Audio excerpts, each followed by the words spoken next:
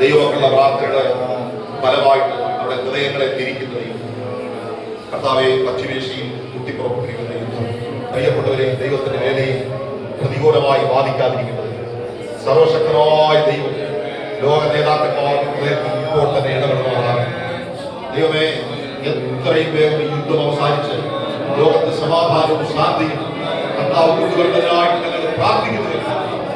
അമേരിക്കയുടെ പ്രസിഡന്റിന്റെ ഹൃദയത്തിൽ, ഇസ്രായേല്, മറ്റ് രാജ്യങ്ങളുടെ പ്രസിഡന്റുമാരുടെ ഹൃദയത്തിൽ സർവശക്തനായ ദൈവം ഈ സമയത്ത് ഇടപെട്ട് അത്ഭുതം പ്രവർത്തിക്കുന്നതിനായിട്ട് ഞങ്ങൾ ദൈവത്തോട് പ്രാർത്ഥിക്കുകയാണ്. രാജാക്കന്മാരുടെ ഹൃദയം യഹോവയുടെ കടക്കയിൽ കരുത്തോട് കടക്കയിരിക്കുന്നു.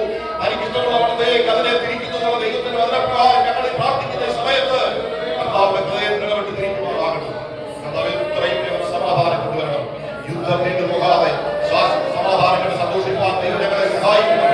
ഞങ്ങൾ ദൈവത്തോട് പ്രാർത്ഥിക്കുന്നു. ദൈവം ഞങ്ങളുടെ പ്രാർത്ഥനയ്ക്ക് മറുപടിയായി അവൻ അത്ഭുതം ചെയ്തെന്ന് പറയുവാൻ ഞങ്ങളെ സഹായിക്കുന്നത് നാളുകളായി കർത്താവെ റഷ്യയിലും യുക്രൈനിലും നടക്കുന്ന യുദ്ധത്തിൽ ഇടപെട്ട് സമാധാനം കൊണ്ടുവരണം.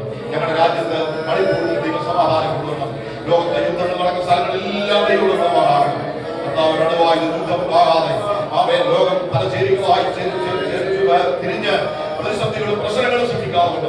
സർവശക്തരുടെ അത്ഭുതം പ്രവർത്തിക്കണമെന്ന് ഞങ്ങൾ അങ്ങോട്ട് പ്രാർത്ഥിക്കുന്നു. കർത്താവെ അവിടെ അത്ഭുതം ചെയ്യുന്നതിനായ പ്രാർത്ഥനകളുടെ യേശുവിൻ നാമത്തിൽ